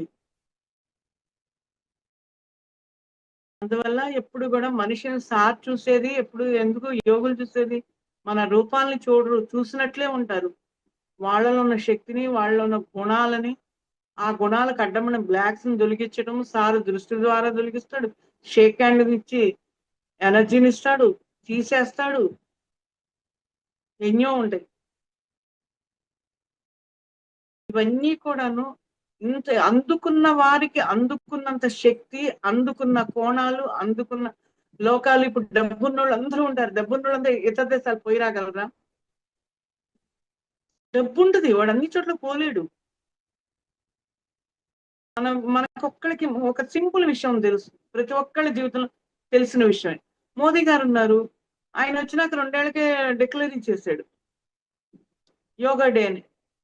మనం భూమి మీద ఉన్న దేశాలు మొత్తం తిరిగి వచ్చాడు. అప్పటికి 6 నెలల్లో, 2 ఏళ్ళ లోపల అయినా 6 నెలలకు అన్ని దేశాలు తిరగల, కొన్ని దేశాలే తిరిగాడు. కానీ అభిమానం అంగీకరించింది, నేర్చి సహకరించింది ఆయన మీద, ఆయన పేరు రావడానికి. అది గొప్పతనం. ఆయన ఎవరో కాదు, పతాంజలి మహర్షి. ఆయనకి ఎనర్జీ. ఒకప్పుడు పత్రిసార్ని మేము సంకల్పం చేసి ధ్యానం చేసి అడిగితే సార్ సభాముఖంగా చెప్పారు, ఆయన ఎవరో కాదు, యోగితో పాటే పతాంజలి మహర్షి యొక్క ఎనర్జీ ఆయన మాస్టర్ అనండి. అందుకే యోగా డే పెట్టాడు ఆయన, యోగా నేర్పాడు. అది అట్లా ఉంటే అట్లనే ఆయన అవన్నీ చాలా లోతైన విషయాలు. ఎప్పుడైతే మనకి ఇన్నర్ ఎనర్జీ బాగా పర్ఫెక్ట్ గా ఉండదో, అహంకారాల నుంచి కారం ఎప్పుడైతే పోయిద్దో, కోపం అనే ఈగో ఎప్పుడు పోయిద్దో, అవన్నీ పోయినప్పుడు ఈ లోపలికి నువ్వు ఆటోమేటిక్ గా ఎవరు ఎంత స్థాయిలో ఉంటారో తెలియదు. అనుకున్నాను ఒక్కొక్కళ్ళు ఇప్పుడు యూట్యూబ్ లో వాళ్ళు చెప్తున్నారు, ఏంట్రా బాబు వీళ్ళు ఇంత ఈ లెవెల్లో ఉన్నారు, చెందారని ఎంత ఆశ్చర్యం వేస్తుంది నాకు. అసలు ఎంత అద్భుతంగా చెప్తున్నారు, అసలు డాషింగ్ గానని. మేమన్నా కొన్ని బయట పెట్టలేము. ఆ విగ్రహం మాట్లాడిందంటే చెందిందంటే నాకు అర్థమైంది. గత జన్మలో అక్కడున్న ఆ గురువుతో వచ్చినప్పుడు అక్కడ ఉన్న ఎనర్జీకి నాకున్న సంబంధం ఏంటండి. మామూలుగా ఒక్కోళ్ళైతే భయపడి చచ్చిపోతారు. అది రాలేదు, ఎక్కడికేం పీకలేదు. అది జైల్లో ఉండగానే దొంగ ఫోన్లను దొంగ తాళాలు పెట్టి తీసినట్టుగా అక్కడ ఎవడి వల్ల కాదు. ప్రాపంచికంగా దొంగ వేషాలన్నీ వీలైతాయి, అక్కడ వీలు కాదు. ప్రాపంచిక విషయాల మోసాలు ఎంజాయ్ చేయడానికి ఉన్నాయి, అక్కడ లేవు. ఈ భూమండలం నుంచి దాటి వెళ్ళిన తర్వాత ఆ లోకాలకి వెళ్ళేటప్పుడు మళ్ళీ ఉన్నాయి. అందుకే సారు చెప్తారు సింపుల్ గా, మనకు తెలిసిన మాస్టర్లు వచ్చి పిలుచుకెళ్ళినప్పుడు మనం వెళ్ళాలి అని అంటాడు. సీతమ్మ వారిలాగా మనం వెళ్ళంగా లంకలో ఉండడానికి రాక్షసుల మధ్య ఆమెకు తెలుసు ఆమె పని అదని, ఆవిడంటే వెళ్ళింది. మనం ఆ స్థాయికి వెళ్ళలేదు కదా. ఆ స్థాయికి వెళ్తే మనం వెళ్ళొచ్చు. ఆ స్థాయిలో లేనప్పుడు బ్రహ్మ ముహూర్తంలో దేవతలు దిగుతారంటే ఆ శక్తి క్షేత్రాలు దిగే ఇబ్బంది పడ్డారు వాళ్ళు కూడా. సారునికి విని ఫాలో అయితే చాలా లోతుగా, చాలా సబ్జెక్ట్ చాలా అద్భుతంగా అర్థమవుతాయి. హడావుడి ఉండదు, పోరాటం ఉండదు, ఆరాటం ఉండదు. అట్లని గమ్మున కూర్చున్నామని కాదు. ఆరాటం పోరాటం లేకుండా విజయం సాధించే యోగుల్లాగా, సిద్ధుల్లాగా, గురువుల్లాగా తయారవ్వాలి. నేను గమనించుకుంది మాత్రం అది. గతాన్ని అందినా కూడా ఈ ఫిజికల్ బాడీలో ఆ ఎనర్జీ విషయాలని తెలిసినా ధ్యానంలోకి వచ్చి ఒక్క నెల రోజులకే ఒక్క చందాకని వాళ్ళు డబ్బులు తీసుకొని ధ్యానం నేర్పి వెళ్ళిపోయినాక ఒక సత్సాయి బాబా గారి తపోవనం బుక్ చదివినప్పుడు అక్కడ చాలా అద్భుతమైన అనుభవాలు పొందినప్పుడు కూడా వాళ్ళకి చెప్పినప్పుడు కానీ అర్థమవలా. ఈ ధ్యానంలోకి వచ్చిన తర్వాత బాగా అర్థమైంది. ఆయన ఒక బుక్ చదువుతుండే ఏళ్ళు పెట్టుండే అక్కడ ఏళ్ళు ఆయన ఉరికిపోయింది. నా ఈ 2 ఏళ్ళు లెఫ్ట్ హ్యాండ్ లో ఎందుకు అదిరిపోతున్నాయని చూస్తే ఆయన పాదాలు ఉన్నాయి, ఆయన పాదాలు నొక్కున్నాయని అర్థం. అక్కడ ఆయన ఆ బుక్ లో అక్కడ ఎనర్జీలో అవన్నీ కొన్ని విషయాలు ఆయన చెప్తున్నప్పుడు మనకి అప్పుడు జన్మ లింక్ ఉన్నాయని అర్థమైంది. ఓకే అమ్మా.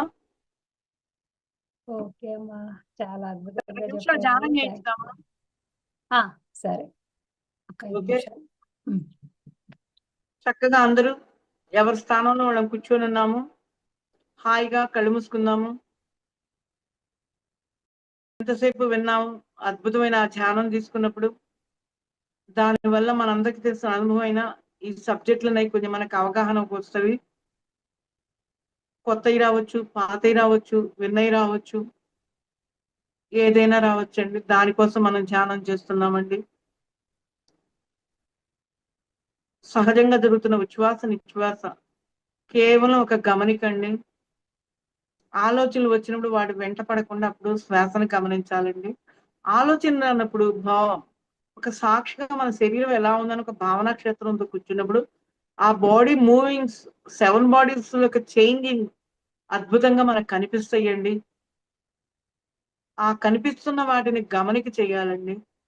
కనిపించడం ఆకారాలని కాదండి, ఆ మూమెంట్స్ కదలికలను ఉండి ఎలా అయినా పర్లేదు. ఏ అవయం కాడ ఎక్కడెక్కడ ఏం జరుగుతున్న మెలకువలు తెలుస్తాయండి మనకి. మన లోపల ఆ చైతన్యాన్ని మనం దర్శించడం మన దేహం కూడా కానరాదు కదండి. అలాగే మన అవయవాలు కూడాను చాలా అద్భుతమైనవి. ఏ అవయవంలో ఏ ఒక్క తేడా వచ్చినా మన అనారోగ్యం అనుకుంటున్నాం కదా. ఏది తక్కువ కాదు, ఏది ఎక్కువ కాదు. దేహం అనే దేవాలయం దేవాలయమే. ఆ దేవాలయాన్ని మనం గమనించుకోవాలి.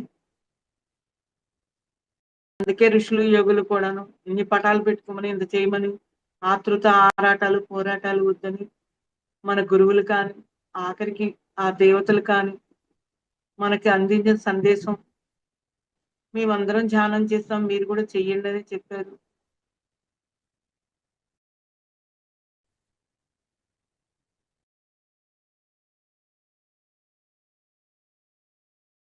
ఏ డౌట్లు వెంట ఎవరు వెళ్లాల్సిన అవసరం లేదండి. కొత్త వాళ్ళైతే అలా అనుకోవద్దండి, పాత వాళ్ళకంటే తెలుసు.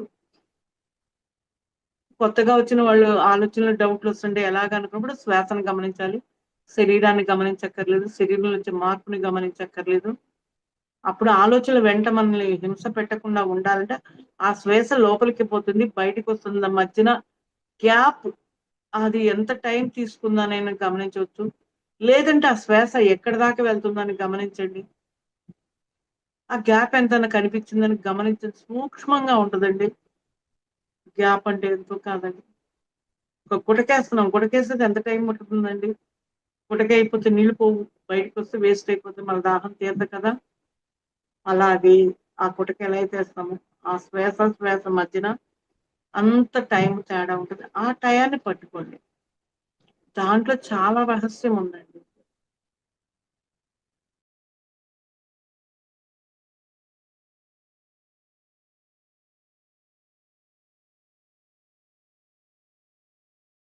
అహంకారాలన్నీ వెళ్ళిపోతాయండి. అజ్ఞానం అంతా తొలగబడుతుందండి. మనకు నచ్చిన వాళ్ళని ప్రేమించడమే కాదు, మనకు నచ్చని వాళ్ళని కూడా ప్రేమతో గమనించుకోవడం గొప్పతనం అండి. వాళ్ళ కోసం కాదు, మనలో జ్ఞానం పెరిగిందా లేదంటే గుర్తలేదు.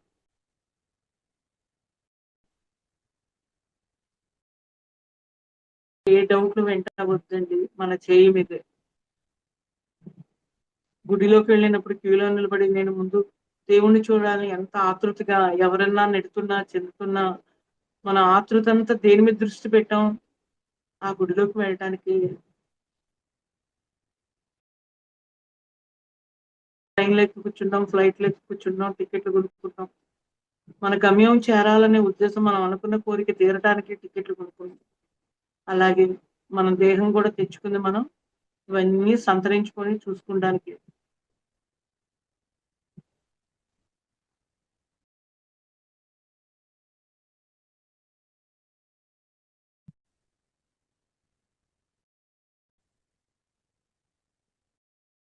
ఇప్పుడు కూడాను ఎవరితో కూడా ధనాన్ని బట్టి పోటీ పెట్టుకోవద్దు. గుణాన్ని బట్టి పోటీ పెట్టుకోవచ్చు. నేను కూడా గుణవంతులు కావాలని. అందం అనేది ఆత్మ సౌందర్యాన్ని బట్టి వస్తుంది. అందం అనేది బాహ్య సౌందర్యం కాదు. కరెక్ట్. అది కూడా ఉండాల్సిందే. ఉన్నది ఉంటుంది. లేదని ఆతృత పడక్కర్లా మనం. అందమైన మనసు, అందమైన శరీర ఆకృతే కాదు, మన జ్ఞానమే పెద్ద ఆభరణం మనకి.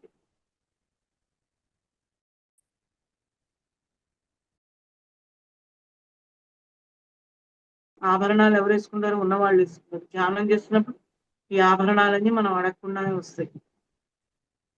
ఆ ఆభరణాలు ఉంటే ఈ ఆభరణం ఉంటుంది.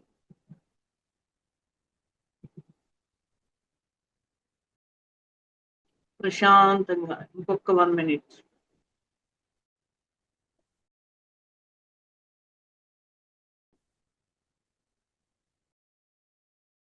ప్రశాంతంగా సహజంగా జరుగుతున్న ఉచ్ఛ్వాస నిశ్వాస కేవలం ఒక గమనిక.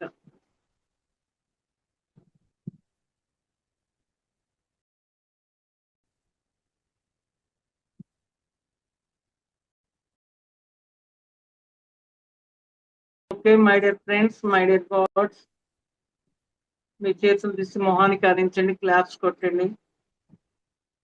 Okay, thank you, thank you, thank you.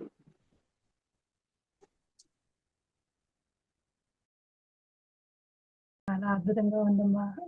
ఇప్పటి వరకు చెప్పిందంతా ఒక ఎత్తు అయితే ఈ చివరి 5 నిమిషాలు అసలు నాకైతే ఒక నిమిషంలా అనిపించింది. మరి మీరు ఎంతసేపు చేయించారో చాలా అద్భుతంగా ఉంది. ఆ క్షమాపణ అన్నది, క్షమించటము, కృతజ్ఞతలు కలిగి ఉండటము ఎంత ఫలితాలను ఇస్తాయో అద్భుతంగా చెప్పారు. తన కోపమే తన శత్రువు అనేసి, ఆ కోపాన్ని ఎలా ప్రదర్శించాలి, ఎలా ఉంచాలి, ఎలా ఉంచుకోకూడదు అన్నది ప్రతి ఒక్కటి ఆణిముత్యాల్లాగా చెప్పారు. Thank you so much. Thank you. Thank you అని చెప్తున్నారు. మీకు కూడా మెసేజ్లు పెడుతున్నారు అందరూ. మాస్టర్స్ మరి చూసారు కదండి. మరి ఈ రోజు ఈ జ్ఞాన పరిమళాలు కార్యక్రమంలో ఇంత జ్ఞానాన్ని తీసుకున్నాం. మరి దీన్ని అందరికీ షేర్ చేయటం మన బాధ్యత. తప్పనిసరిగా లైక్ చేయండి, షేర్ చేయండి. కొత్తగా చూస్తున్న వారు ఎవరైనా ఉంటే ఛానల్ సబ్స్క్రైబ్ చేసుకోండి. మరి రేపు ఆత్మానుభవాలు చివరి రోజు 11వ రోజుకి చేరుకుంటున్నాము. 10:45 కల్లా అందరూ జాయిన్ అవ్వండి. అది చివరి రోజు కాబట్టి కొంచెం దాని గురించి డిస్కషన్ కూడా పెట్టుకుందాము అందరము.